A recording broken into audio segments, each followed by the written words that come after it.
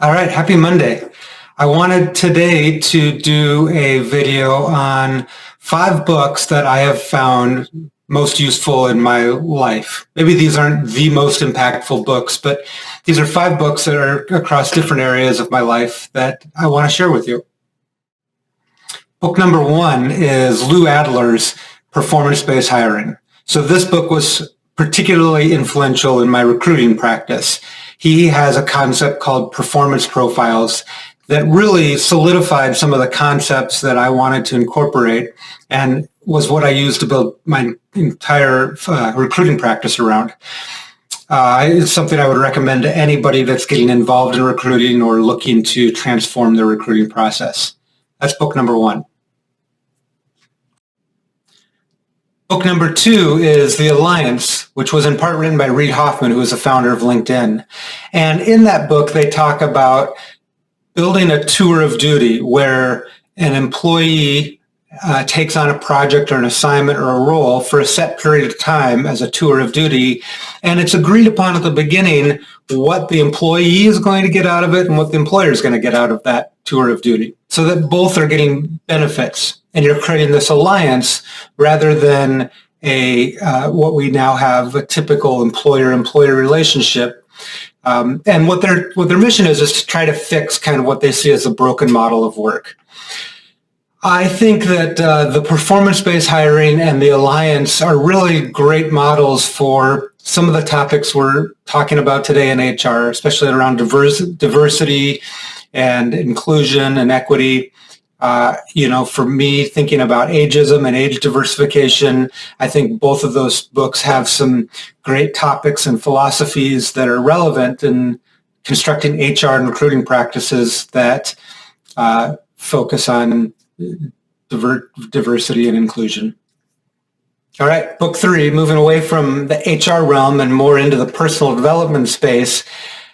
The book I would list would be How to Win Friends and Influence People. It is a classic work, and I recommend anybody read it. It is worth your time. I actually feel like I read it way too late. I should have read it early. I should probably read it every year. But I do have a summary printed up that I found online that is really helpful, and I just printed it out and taped it next to my wall because I do feel the principles in that book are ones that no matter, every time I go back to them, I always feel called higher and always feel like I can take some personal responsibility and some leadership in situations when I review those principles. So that's book number 3. Book number 4 is a parenting book. Parenting is hard on marriages, it's hard on kids, it's hard on yourself as a person. And the book that really helped me and us as a family the most was Love and Logic. So if you just go to loveandlogic.com, they've got a whole bunch of books, and really it's kind of a philosophy. But when we discovered that, it really gave us something to anchor a lot of our parenting practices around, and we still use it today, even though our kids are off into college and moving on. It is a very useful philosophy and one that can make parenting easier, more enjoyable, and hopefully have a positive effect on the kids. And the last one, book 5, would be a book about communication, because I think anything we can do to improve our communication will yield results, and it's worth the investment. So book 5 is Nonviolent Communication by Marshall Rosenberg.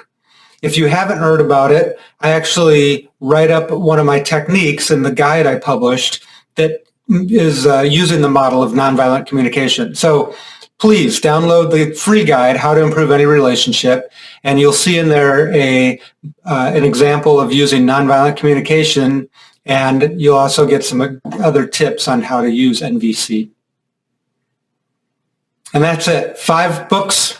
Hopefully useful resources in some aspect of your life. If you found this useful, let me know. Thanks. See you soon.